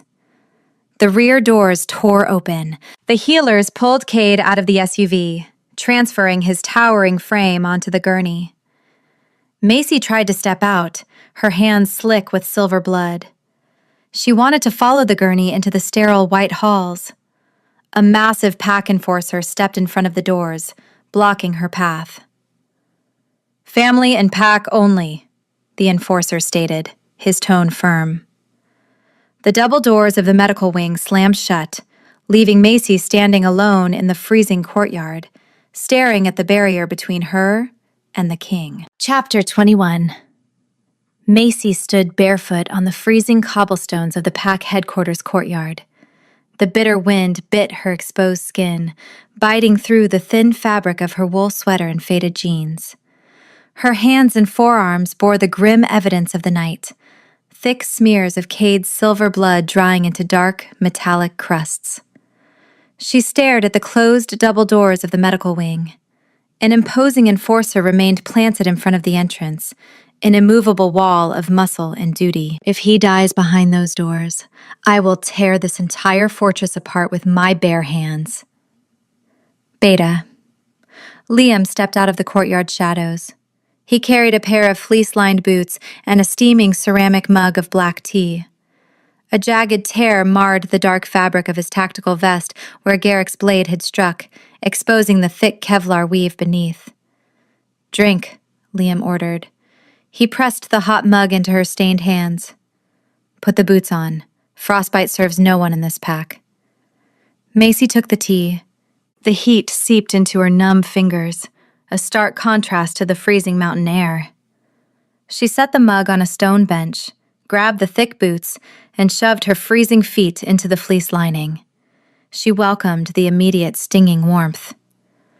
"Tell me what happens in there," Macy demanded. She kept her hazel eyes locked on the double doors. "He had black veins creeping up his ribs. His breathing sounded like grinding glass." Liam let out a breath, the puff of white vapor dissolving in the cold dawn air. "Silver acts as a profound neurotoxin to our kind. The pure metal burns the flesh on contact, but when it enters the bloodstream, it attacks the heart. The healers must purge the wound using a poultice of crushed moonseed root and yarrow. The ancient flora draws the poison to the surface. Modern stitches close the flesh, but the old medicine saves the life." Macy gripped the hot mug, feeling the ceramic burn her palms. Will he survive the purge? He is the Alpha King, Liam stated, his voice a steady anchor in the chaotic morning. He possesses resilience that defies logic. The pack needs him to survive. An hour dragged past, the sky bruised purple with the approaching morning sun. Finally, the heavy wooden doors of the medical wing swung open. A woman wearing a blood-stained white apron stepped into the courtyard. Her silver hair fell in a neat braid down her back. The head healer surveyed the area. Liam straightened his posture, stepping away from the stone wall. Macy took a step forward, her heart thumping with a frantic rhythm against her ribs. The poison receded, the healer announced. Her tone carried the exhaustion of a grueling battle. The poultice drew out the worst of the silver toxicity. We closed the flank wound with 80 stitches. He requires undisturbed rest. Before Liam could offer his thanks, a deafening sound erupted from inside the clinic corridor. A raw, booming roar shook the glass panes of the medical wing windows. The Alpha Command carried 0 words, projecting only pure, unfiltered dominance and a desperate, frantic demand. The imposing enforcer guarding the door flinched, dropping his chin in an instinctual show of physical submission. The head healer sighed, rubbing her temples with stained fingers. He regained consciousness 10 seconds ago. He refuses the pain medication and demands the human woman. Macy did not wait for an invitation. She pushed past the bowing enforcer, abandoning her tea on the stone bench. She marched through the double doors, navigating the sterile white corridor of the medical wing. She reached the recovery room at the end of the hall. The heavy oak door stood ajar. Inside, Cade lay on a reinforced steel bed. Thick white bandages wrapped tight around his torso, stark against his pale skin. His amber eyes burned with a feverish, feral intensity. 2 junior healers stood near the far corner, holding metal trays of salves, clearly terrified to approach the furious king. Cade shifted his weight, wincing as the movement pulled his fresh stitches. He locked his gaze on Macy the second she crossed the threshold. The feral tension in his broad shoulders evaporated. "You are freezing," Cade grumbled. He noted her shivering frame and the dried blood coating her arms. He ignored his own catastrophic injuries. "Come here." Macy walked to the edge of the steel bed. "You possess a terrible bedside manner, Cade. You cannot roar at the people saving your life." Cade reached out, wrapping his large hand around her wrist. His skin ran hot, the familiar furnace heat returning to his veins. "I woke up in a room devoid of you. I corrected the error." Chapter 22. The morning sun broke over the Frostvale Mountains, casting long beams of light through the window of the pack headquarters recovery room. Cade Sullivan, Alpha King of the North Ridge Pack, proved to be the worst patient in the history of lycanthrope medicine. He refused the sterile hospital gown, opting to sit bare-chested against the pillows. The thick white bandages wrapping his ribs served as a stark reminder of the rogue ambush. He scowled at the tray of food resting on the metal bedside table. "I do not eat oat mush," Cade stated. He crossed his arms, a stubborn movement that made his sharp jaw clench in pain. Macy sat in a leather chair beside the bed. She had washed the silver blood from her hands and arms in the adjacent washroom, exchanging her ruined clothes for borrowed gray sweatpants and a clean white t-shirt. She tapped a 3-beat rhythm on her thigh, watching the imposing Alpha act like a petulant child. "It is fortified oatmeal with bone broth," Macy corrected. She grabbed the plastic spoon and held it out. "Your healers said you need the calories to regenerate the tissue the silver burned away. Eat the mush, Cade." Cade narrowed his amber eyes. He leaned forward, pushing a fraction of his heavy Alpha command into the room. I require real food. Steak. Rare. Macy did not lower her gaze. She met his stare, her hazel eyes sparkling with unyielding amusement. Your heavy alpha routine holds zero power over an antique restorer. I wrangle stubborn, broken things every single day. You are currently a broken thing. Open your mouth. She refuses to coddle my pride, treating me with an irreverence that anchors my soul to this room. Cade let out a low rumble of defeat in his chest. He hated the weakness of his injured body, but he found her unyielding grit irresistible. He took the plastic spoon from her hand and ate the fortified meal. The thick mush mirrored the taste of wet cardboard, but he swallowed it without further complaint. Better, Macy praised, offering a genuine smile. Now, lie back down. You tore 3 stitches roaring at the enforcer earlier. The head healer threatened to sedate you if you keep moving. Let them try, Cade grumbled. He leaned back against the pillows. His body craved sleep, the healing process draining his vast reserves of energy. He reached out, his long fingers brushing the fabric of her borrowed shirt. You stayed by the door. I demand accountability, Macy whispered, resting her palm over his hand. You promised me a partnership. You do not get to abandon the arrangement just because a rogue alpha brought a knife to a pipe fight. A sharp knock interrupted the quiet moment. Beta Liam stepped into the recovery room. He wore a clean tactical uniform, having discarded his slashed vest. His expression looked grim, an intricate map of pack politics etched into his features. Apologies for the intrusion, Liam said, bowing his head toward Cade. The Pack Council convened in the main hall. The Gammas and Deltas demand an audience. Cade tightened his grip on Macy's hand. Tell the Council their king is recovering. The meeting can wait until tomorrow. They do not request an audience with you, Cade, Liam corrected. He shifted his gaze to Macy, his expression tight. They request a formal meeting with the human who shattered a rogue's skull with a rusted pipe and signaled the cavalry. They want to question the woman who saved the crown. Macy felt a sudden drop in her stomach. The Pack Council, the elite ruling class of the werewolf society. They possessed power, influence, and centuries of archaic tradition. Cade bared his teeth. A low growl vibrated deep in his chest. She answers to no one. Deny the request. No, Macy interrupted. She squeezed Cade's hand, then let go. She stood up, brushing the wrinkles from her borrowed sweatpants.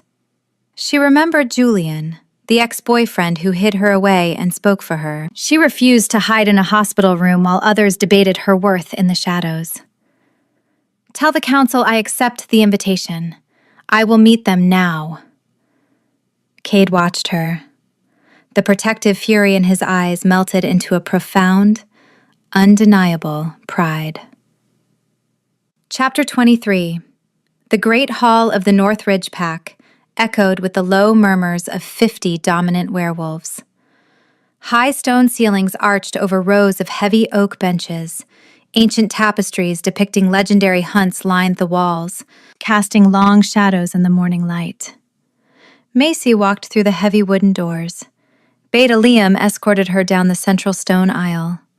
The Gammas, the war leaders and combat trainers, sat on the left benches. The Deltas, the business owners and community pillars, occupied the right. Every eye tracked her movement.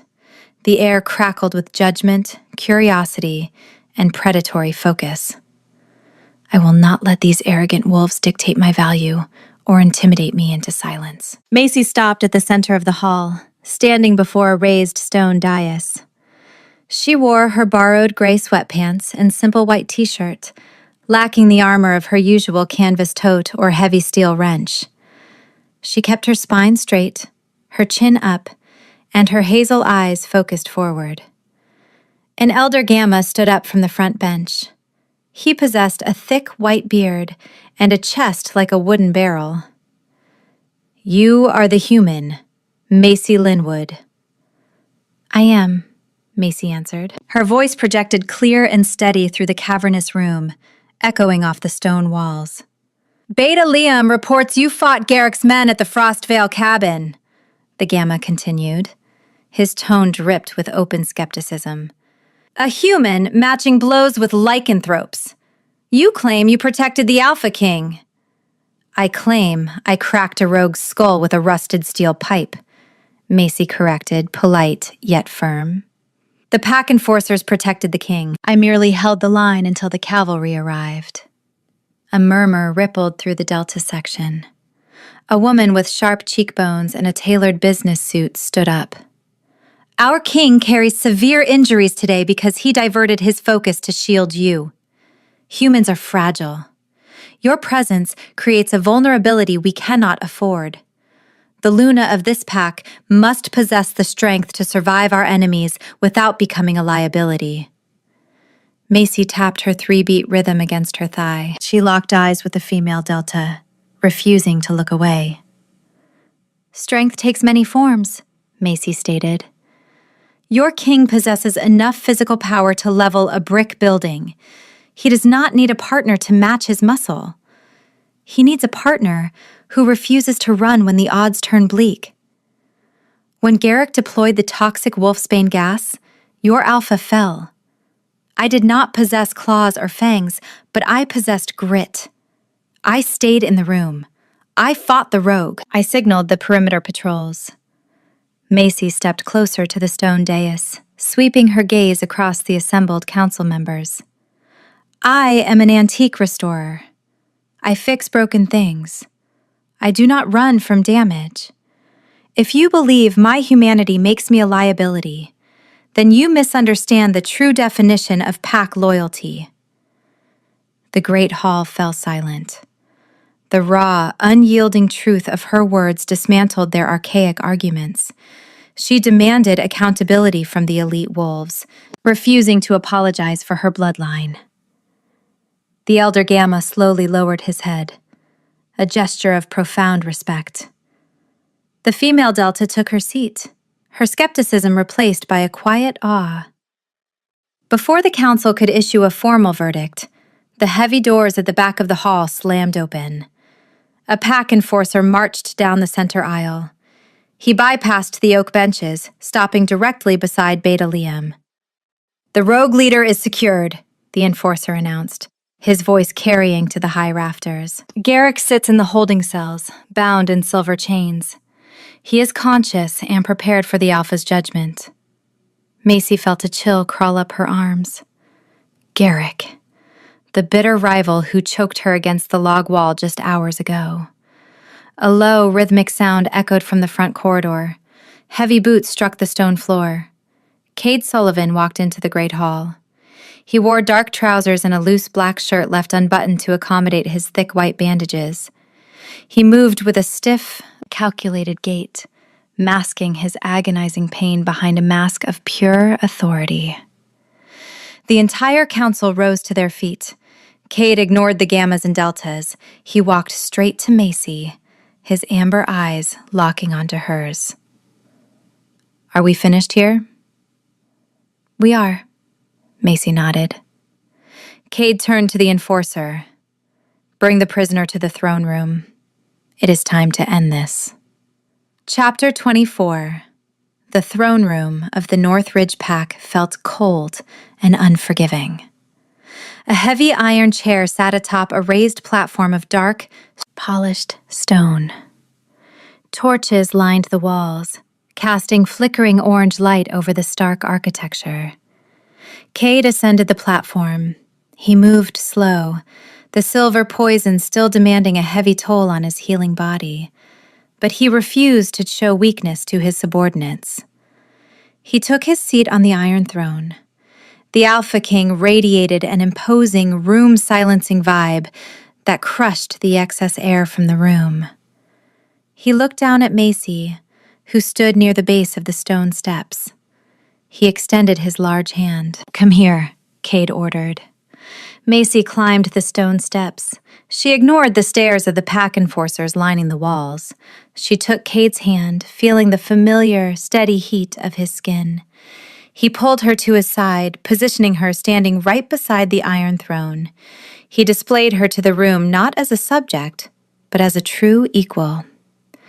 My legacy relies not on the rogue blood I spill, but on the unwavering partner standing at my side.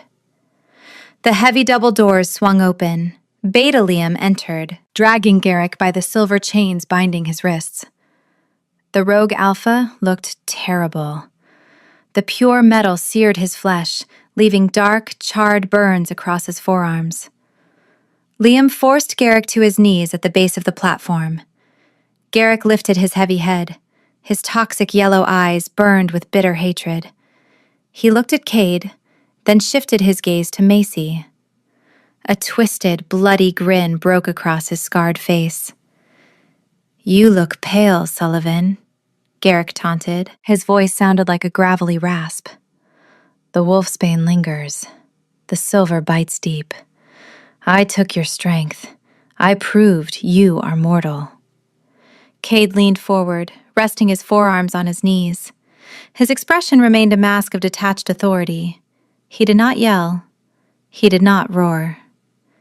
"You proved nothing, Garrick," Cade stated.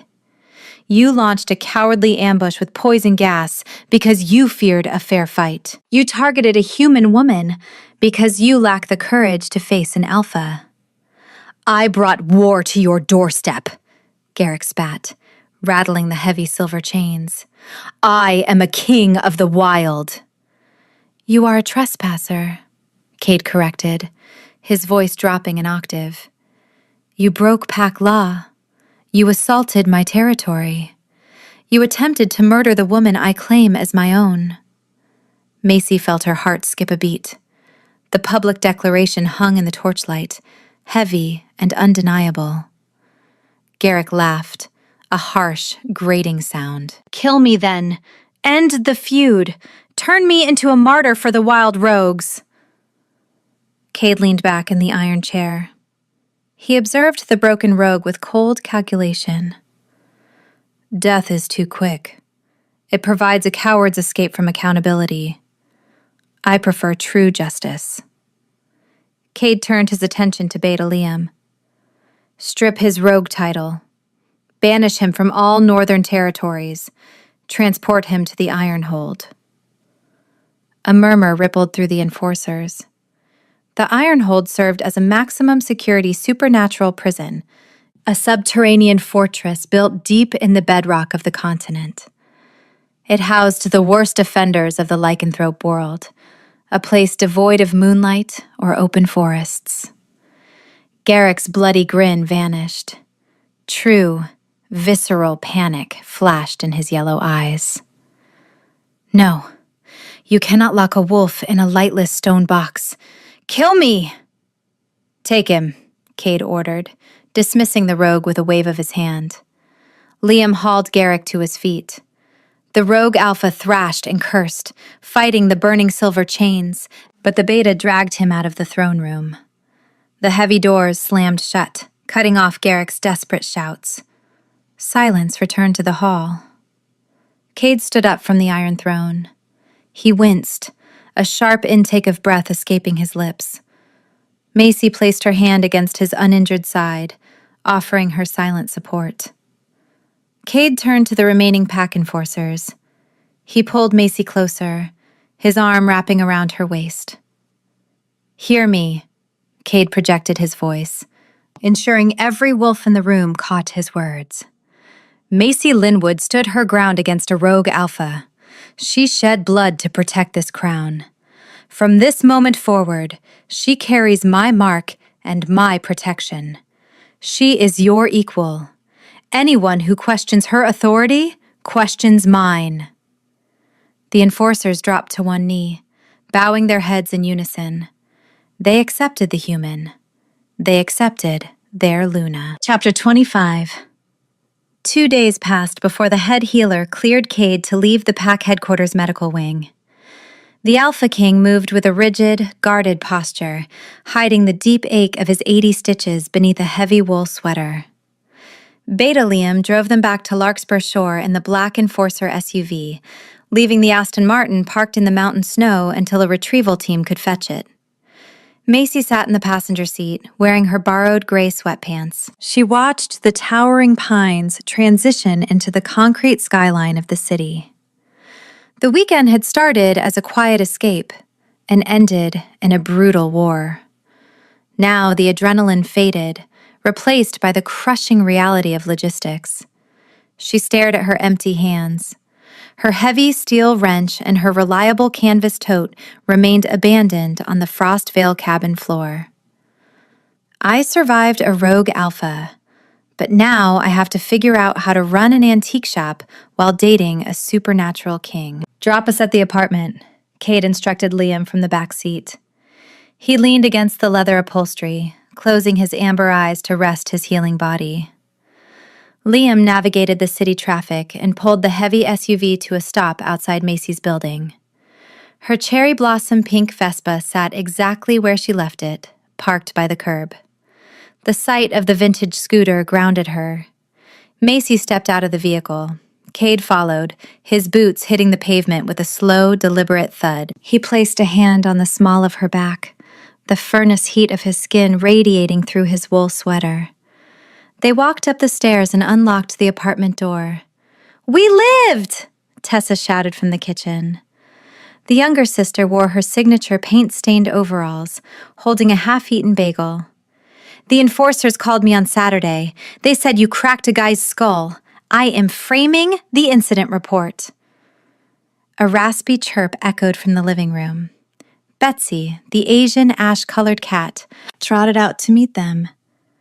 The scrappy feline zeroed in on Cade. Betsy gave a loud meow, jumped onto the sofa, and stared at the Alpha King with huge golden eyes. Cade sighed, walking to the sofa. He sat down, wincing as the movement pulled his stitched flank. "I am not heated furniture." Betsy ignored the warning. The cat jumped onto his lap, curled into a tight, grumpy ball, and fell asleep instantly. Macy laughed, walking into the kitchen to grab a glass of water. She recognizes authority, or body heat. It is a toss-up. She took a sip of water, tapping her 3-beat rhythm against her thigh. "Cade, we need to talk about Linwood Restorations. The pack claimed me. The enforcers expect me to live at the headquarters, but I cannot abandon my business. I will not give up my independence just to sit on an iron throne all day." Cade rested his hand on Betsy's wiry fur. He did not look angry. A sly, knowing grin touched the corners of his mouth. "I know. Julian tried to lock you in a cage. I promised I would never build one." Macy frowned, confused by his calm demeanor. "Then how do we bridge the distance?" "We don't," Cade replied, leaning his head back against the sofa cushions. "I bought the abandoned brick warehouse on the edge of the Northridge borders. It sits directly on pack territory, but it faces the main human highway. It possesses high ceilings, reinforced floors, and enough space for 10 workbenches. The deed is in your name. You run your business, you keep your independence, and you stay within the perimeter of my enforcers." Macy froze, her water glass suspended in midair. She stared at the man who had just handed her the perfect compromise. He did not dictate her path. He paved a new one right beside his own. "You bought a warehouse," Macy repeated, setting the glass down. "A whole warehouse." "It was a luxurious acquisition," Cade confirmed, his amber eyes sparkling with amusement. "And I dispatched a team to the Frostvale cabin this morning. They retrieved your canvas tote and your heavy steel wrench. The tools will meet you at the new shop." Macy walked back into the living room. She ignored the sleeping cat, leaning over the sofa to press a kiss to Cade's cheek. "You are arrogant, Sullivan." "I am efficient," Cade corrected, pulling her down to sit beside him. "And you are mine." Chapter 26. 3 months passed. The bitter winter storms yielded to the crisp, bright sun of early spring. Macy stood in the center of her new warehouse shop. The space smelled of fresh pine sawdust, lemon polish, and the faint, comforting scent of crushed pine needles and rain that lingered whenever Cade visited. She had used her final sensory limit, letting the pleasant fragrance anchor her to her new reality. She wore faded jeans and a white tank top, her chestnut waves tied back in a messy knot.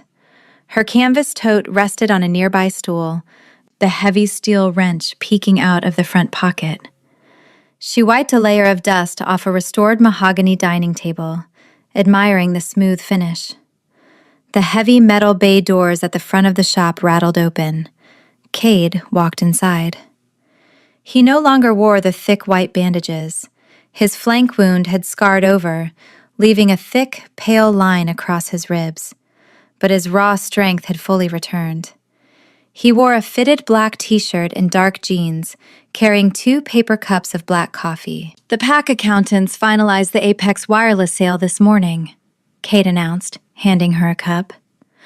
"We secured a 10% profit.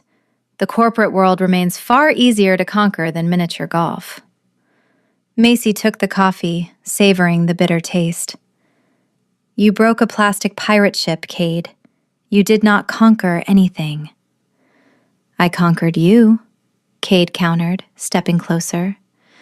Macy set her coffee down on the mahogany table. She crossed her arms, tilting her head. "A rogue alpha tried to conquer me. You just bought me a warehouse and let my cat sleep on your face. There is a difference." From the corner of the shop, Betsy let out a raspy chirp. The Asian ash-colored cat sat perched atop a stack of wooden crates, judging them both with glowing golden eyes.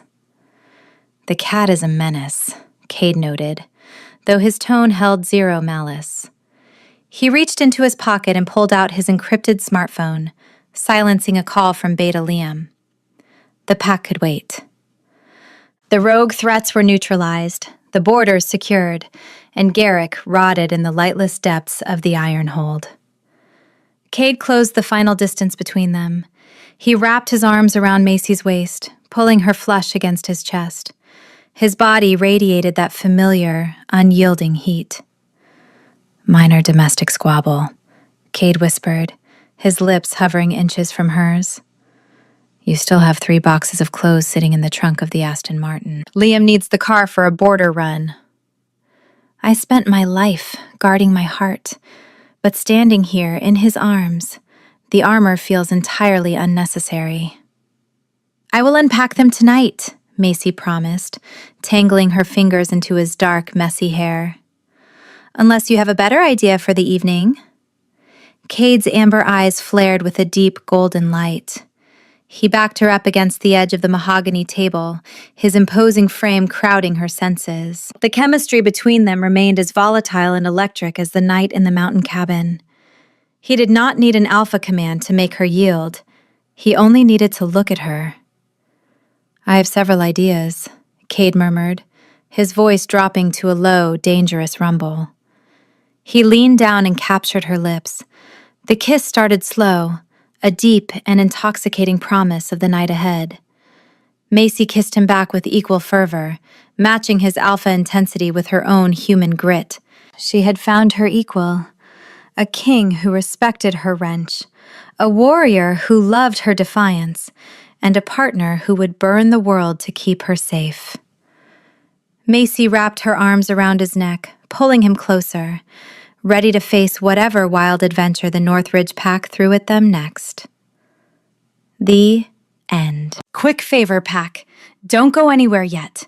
If you thought Macy was fierce for putting a billionaire alpha king on Do Not Answer and swinging a steel pipe at a rogue, wait until you meet the heroine in this next story on your screen.